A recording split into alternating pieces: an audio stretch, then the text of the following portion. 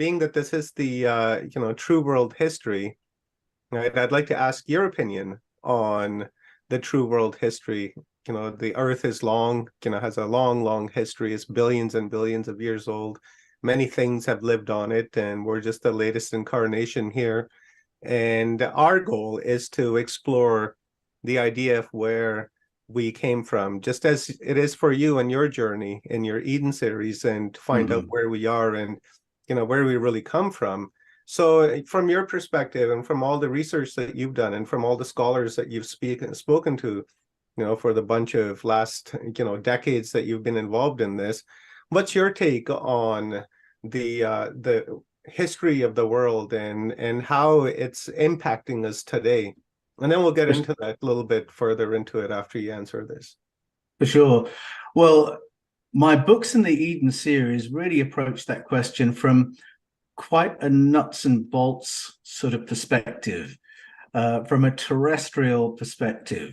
So what I do is I plumb the wisdom of our ancestors, our indigenous stories, our ancestral narratives and ancient texts.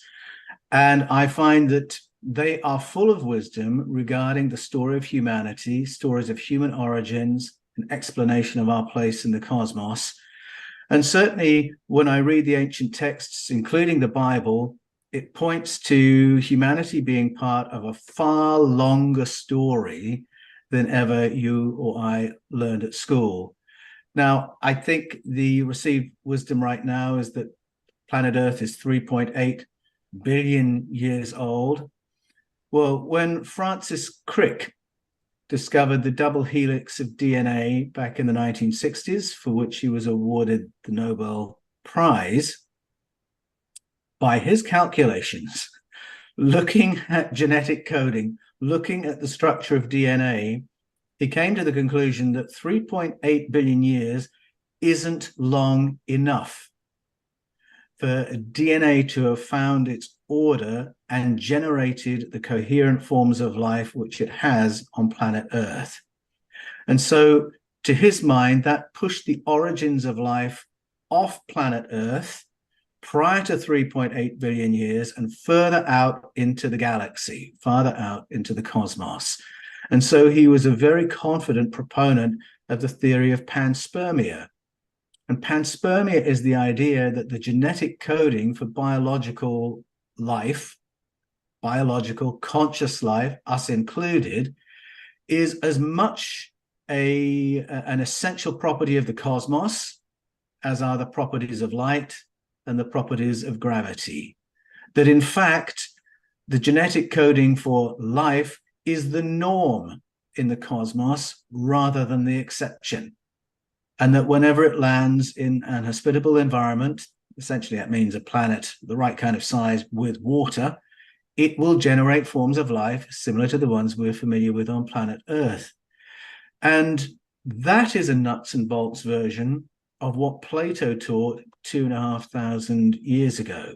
So really, I think to answer in the most fundamental way, I'd love to go to Plato's version of panspermia and just unpack that for a few moments. Because while I find it very interesting to talk about our evolution as a species, interventions in our development as a species, which is very much a 3D on planet Earth kind of story, Plato takes it to another level. And so on the basis of applying logic to things we all observe, and on the basis of listening to ancestral narratives, and on the basis of his own experience through altered states of consciousness, he argues that before there was the material cosmos, there was the cause of the material cosmos. And the cause, by his understanding, was consciousness, a unified field of consciousness, which expresses itself as the material cosmos. I always, when I say that, I always picture a little bird waking up. And little birds, when they wake up, they will stretch this wing, then they'll stretch that wing, and then stretch that leg, and they'll start singing. And once they've done all that, they're feeling their bodies, they're awake. And Plato speaks about this unified field of consciousness, in effect, doing that. And that when the field does that, it emanates as the material cosmos. And it is as if everything in the cosmos is a fractalization of that primordial field of consciousness. And that means that the stars exist because of consciousness. Gravity exists because of consciousness. The planet exists. The conditions for life exist. The genetic coding, we exist because we are all fractalizations of this original field. It's a vision that says we are all profoundly connected. And people all around the world of all kinds of spiritual traditions and none resonate with that. People from time to time will have a visceral experience of connection with everything in the cosmos, a momentary glimpse of knowing everything in the cosmos. And Plato would say that's only to be expected, because that's who we are. We are made of the stuff of the cosmos. We are made of light. We are made of gravity. We are made of consciousness. We're made of intelligence. We're emanations of that original unified field. And so by the time we get into the human story, we're already talking about a galaxy, a solar system, a planet that is here for cosmic consciousness to experience itself.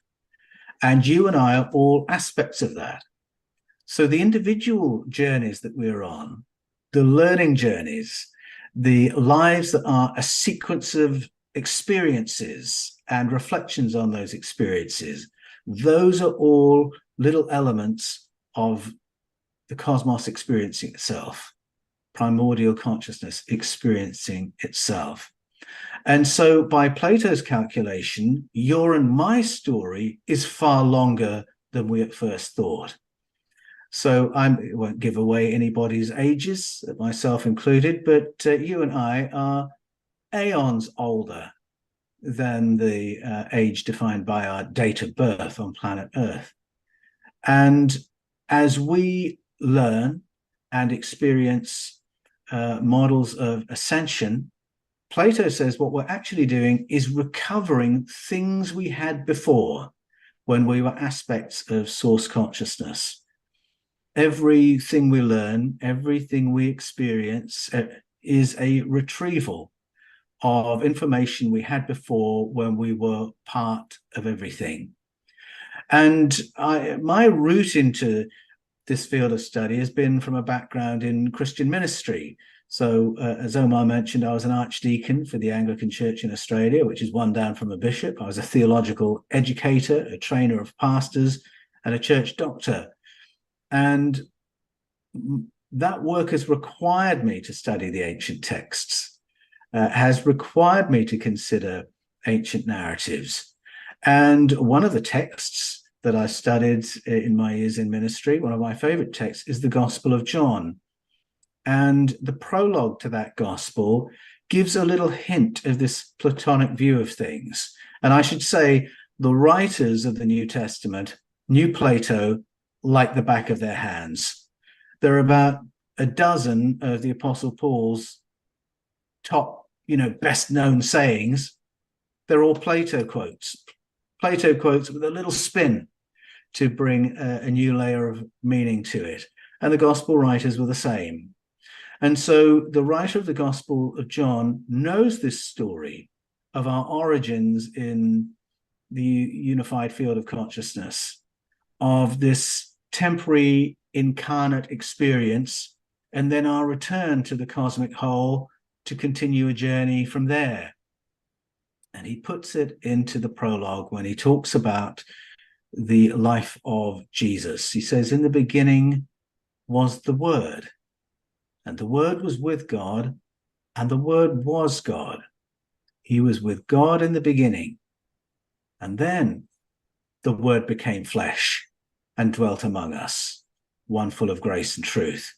And then you read the gospel and you see Jesus helping us to wrestle with the great question of the cosmos. Can we do intelligence, consciousness, harmony as a cosmos of separate, free-willed entities? Is that possible? And Jesus's teaching is, yes, it's possible.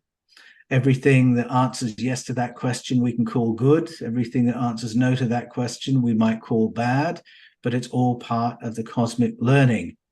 Jesus reflects that in his teaching, and then at the end of the gospel, in his prayer to his Father, the source of the cosmos, Jesus says, and now I'm returning back to you, back to the unity we enjoyed before the foundation of the world.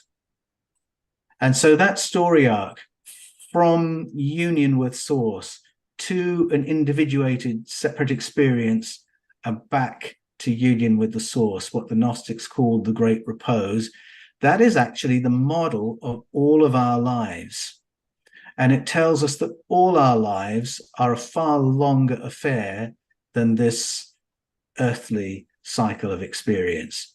So for me, that's a very grand way of beginning the question of what is our true history? What is our true identity? We are beings of consciousness who pre-existed this life and will post-exist it. Right now, we're to have an interesting and educative and hopefully enjoyable experience as possible within this material realm, and learn as much as we can so that we enrich the whole upon our return. So for me, that's the big picture.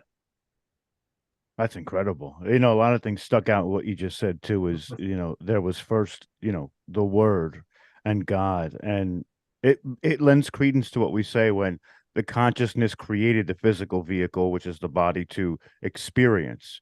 Therefore, the conscious, you know, there's a saying that there's a soul in every person, but the soul actually created the body, right? And, you know, it's not just a physical vehicle where the soul comes into it.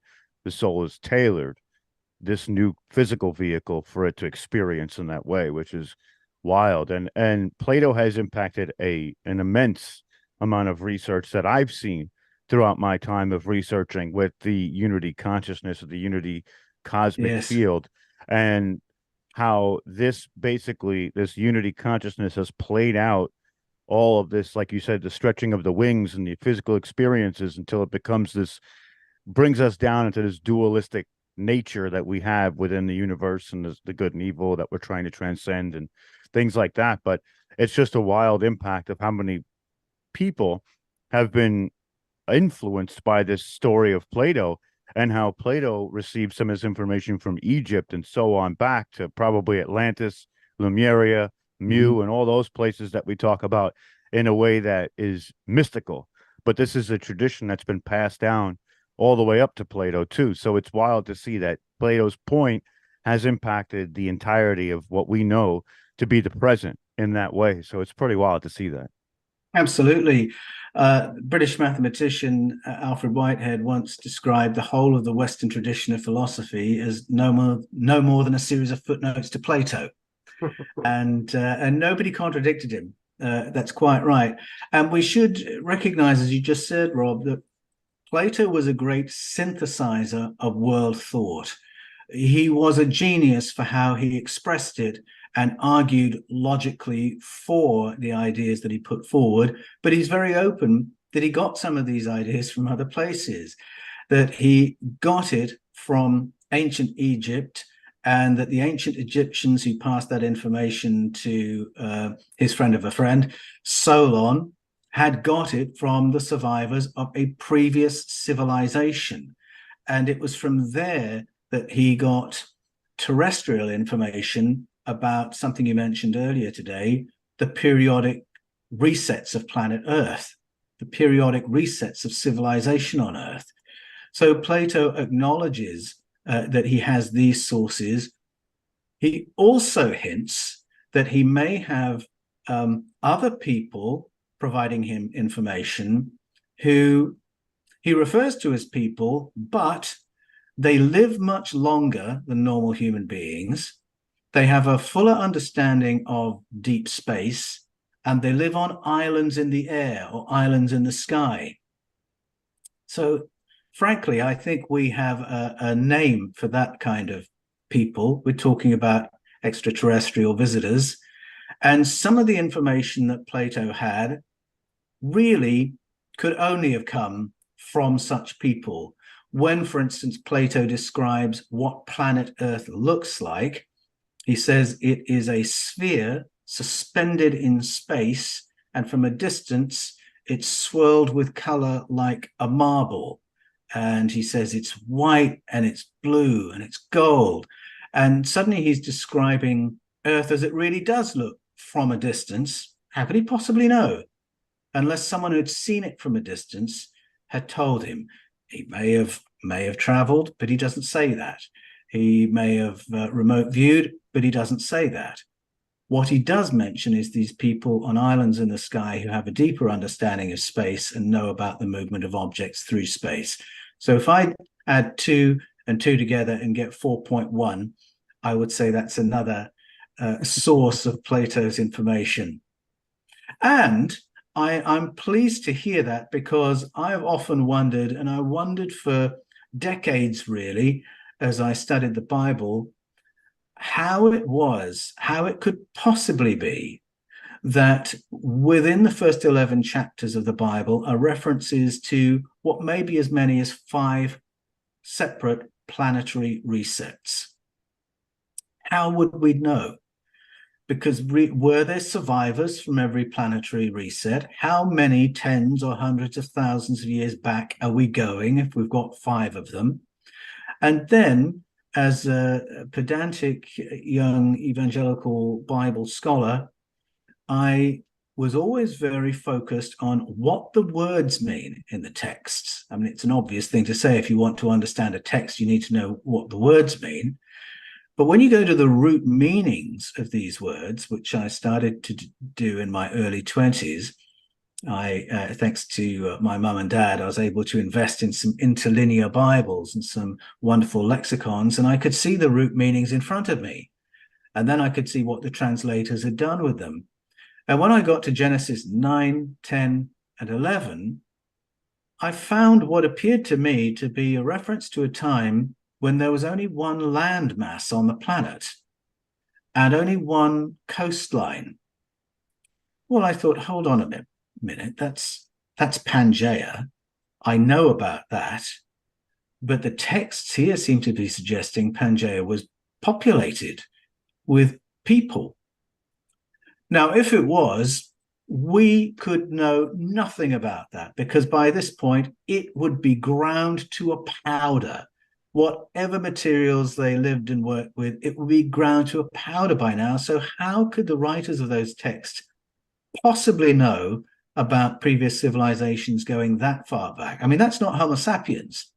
That's a different civilization occupying our planet.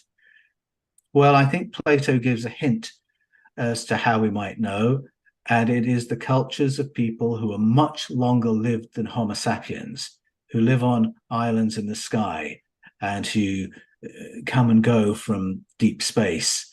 And so now I've got more of a framework and more of a confidence to say, yes, I think the timeline of Earth is older. I think the timeline of humanity is older, and the timeline of civilization on Earth is older even than Homo sapiens.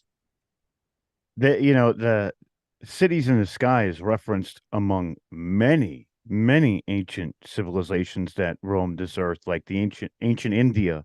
They talk about Shambhalas in the sky, and there's the ancient Native Americans talking about the place of no wanting or needing, that they create a hole which the great sky woman comes down.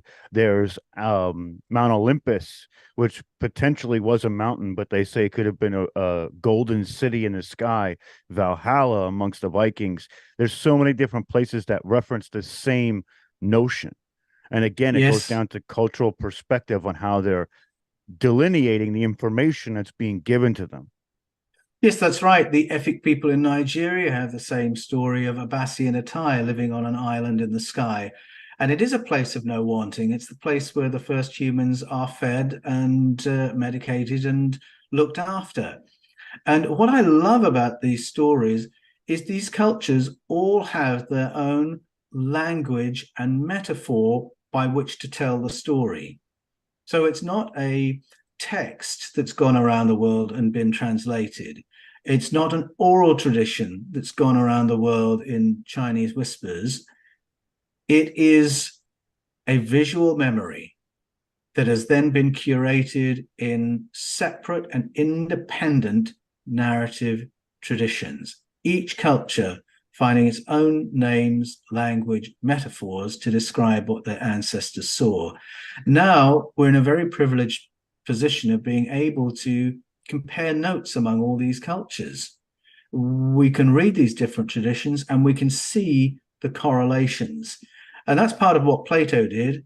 And it's part of what is very easy for us to do in the present day. You know, with the internet, it is easy to get free access to literature that gives witness to all these different traditions and storylines. And when you see the overlaps, when you see the correlations, you will realize, oh my goodness, something here is being remembered. This is not just fiction or fable. This is something with information in it. Could there be a common ancestry between all of these groups, do you think? That's a great question, Rob, because some stories, yes, you might say we can see the story must come from a time when a lot of us lived in the same place. And then we migrated and we carried our memories with us. And Dragon's story, which we looked at in, I think it was the last Portal to Ascension Summit, is an example of that. So Julien Duy at the Sorbonne in Paris has analyzed the world's canon of dragon stories and then correlated the thematic patterns with what we know about human migrations.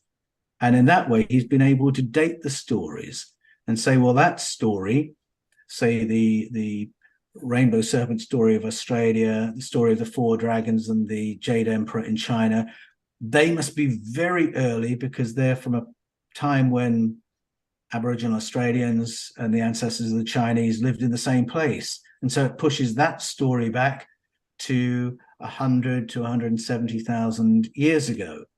So you can do that with some stories, like the dragon stories, where there's phenomenal overlap all around the world. But there are other stories where I think the metaphor and language is so different, we have to allow that these are different cultures who have found their own way of saying what their ancestors saw.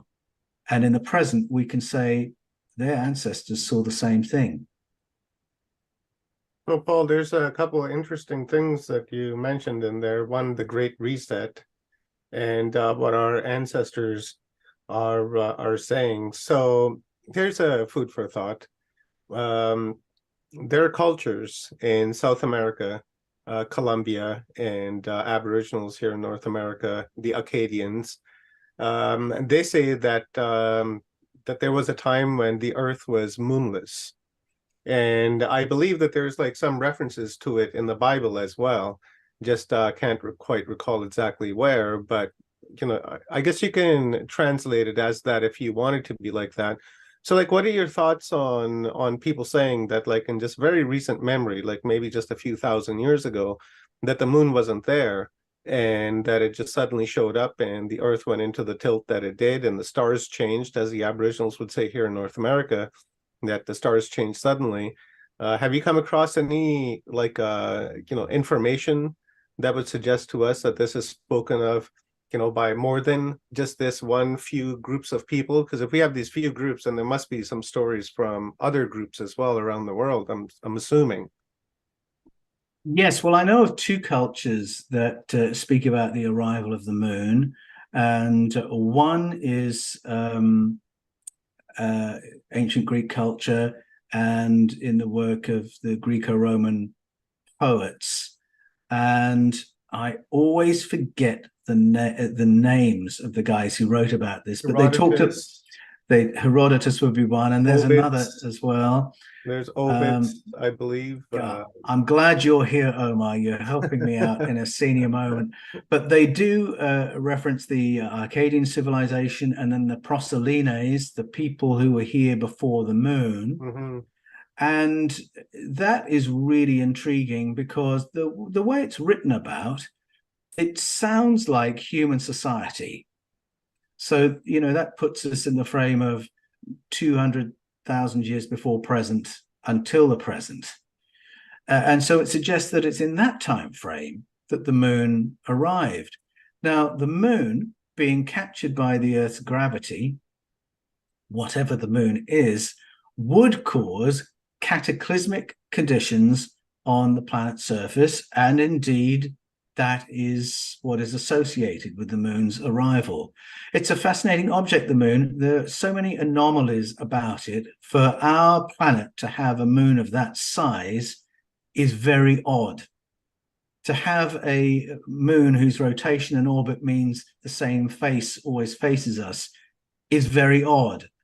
That it is the same size for periodic total eclipses is a strange coincidence. So there's a lot that's fascinating about the moon, but it's actually scientific consensus that the moon wasn't always with us, that it was captured either by accident or by design by the Earth's gravity at some point.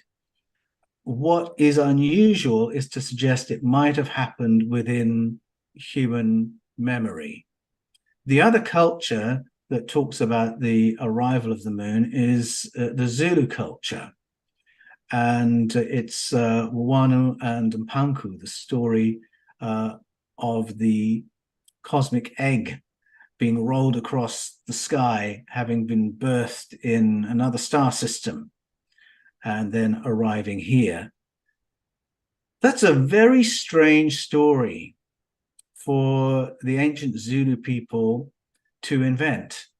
They have a very interesting fascination with space, according to a number of their stories. There's the capture of the moon.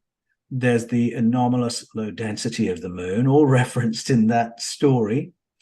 And then there's the story of Unkulunkulu that says that life on Earth didn't originate on Earth. So here we have, possibly thousands of years ahead of Francis Crick, the Zulu people coming to the same conclusion, that all the forms of life they were familiar with, and I mean, their survival and their thriving depended on their understanding of life on Earth, the niches of plants and animals. They had experienced them only in the context of planet Earth, and yet their story of origin said none of them originated here. And their story is fascinating because you could take it as a cinematic version of Panspermia, or you could take it as a slightly different story, because their story is that fully fledged life forms arrived here. Now, it's not a night and day difference, because if you talk to contemporary evolutionary scientists, they will quietly behind their sleeves talk about patterns of coding that belong to each other, that are ready to generate a coherent new life form. And that's their explanation for the leaps in the fossil record, where instead of a gradual evolution from one form to the next, you have a functional dog, and then you have a functional horse, and then a functional bear, a functional cow, a functional whale. And I remember asking a scientist, a paleobiologist from the Natural History Museum in the UK, how does that work? How do you get from something like a cow to something like a whale in gradual stages where each change has to give a survival advantage? How do you get suddenly a cow with its nostrils moving from here to here? How do you get an eye that can exist in the open air and then exist underwater? And he said, oh, no, it's much more complicated than that. He said, because a lot of those changes have to happen all in one go. The nostril has to move at the same time that the respiratory system changes. The eye has to change at the same time as the skin changes. It has to go aquatic at the same time that a fully functional fish-shaped tail appears.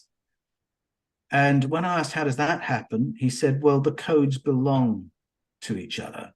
Essentially, there's a set of codes for a whale. There's a set of codes for a human being, so on and so forth. So this really is a very intriguing way of restating the question of where everything came from. We exist in code form. Well, the Zulus take it a step further, and they talk about gestation pods arriving on planet Earth, and that when the things in those pods were fully mature and ready, the pods were released by Unkulunkulu, the first man. Out of one pod comes fully fledged lions, out of another fully fledged trees, fish, birds, and they're released to populate planet Earth. Again, I would just ask, how and why would the Zulu people come up with the idea that life on Earth didn't originate here, but originated in deep space? And then Earth was seeded with all these ready-made codes for functional life forms that could thrive on planet Earth. So I find that absolutely fascinating. So there's two examples of stories from deep space, and I think we have more reason to wonder in the 21st century than ever before, and to return to ancestral narratives with more respect than we've allowed them before. Because I think in the past, you know, when the Christian Portuguese and the Christian Spanish turned up in Central and South America and heard a different story of origins to the one they had in their Bibles, perhaps if we allow for the ignorance of the day, they had no particular reason to respect the stories of the locals and had no conscience about obliterating their culture and replacing it with Catholic orthodoxy. Well, now they would have more reason, because there are so many details in those stories, the Mayan stories, that correlate with today's science, that anyone reading it carefully would have to stop and think, wait a minute, I think there might be some vital information in this. The mercy is that these indigenous stories, however fiercely oppressed they may have been, however fiercely attacked, persecuted, texts burned, priesthood slaughtered, these narrative traditions always find a way of surviving and re-emerging in later ages. And we go through periods of history where it's the job of secret societies to keep secrets, to keep a hold of the ancient texts, not to share the ancient knowledge.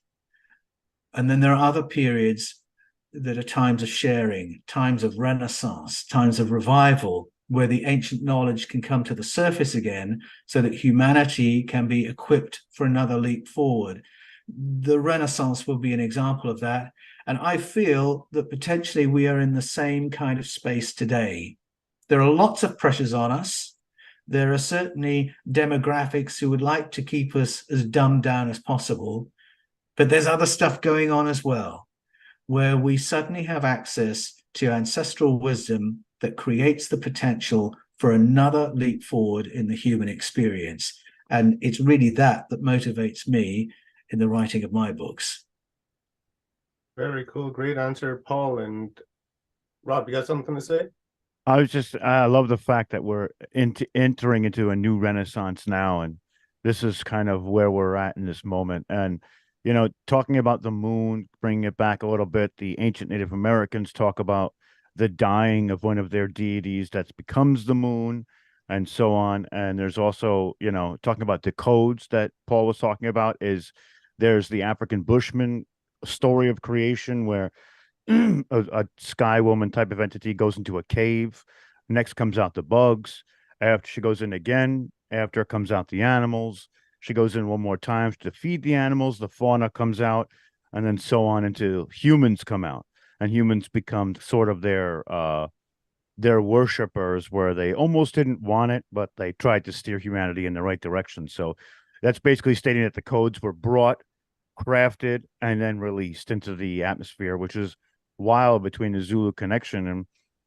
And there's a lot of things that came to my mind. Was I've been doing a lot of research into Mu, the island of Mu, and what Stephen and Evan Strong say about the Aboriginals and how the Aboriginals originated on Mu because Australia and Mu were the same continent. And attached to that would have been Lemuria to its left on the map, touching all the way to Madagascar in southern India, which is something that they've been speculating as well. So it shows this migration of man, whether north, west, south, east. They held these traditions all the way up until these visions of this sort of constitution of life that happens on this planet, which is really, it's just incredible to see all these connections. And when you say things, my brain's going in 17 different directions, making connections on those dots. And it's incredible. I just love these conversations.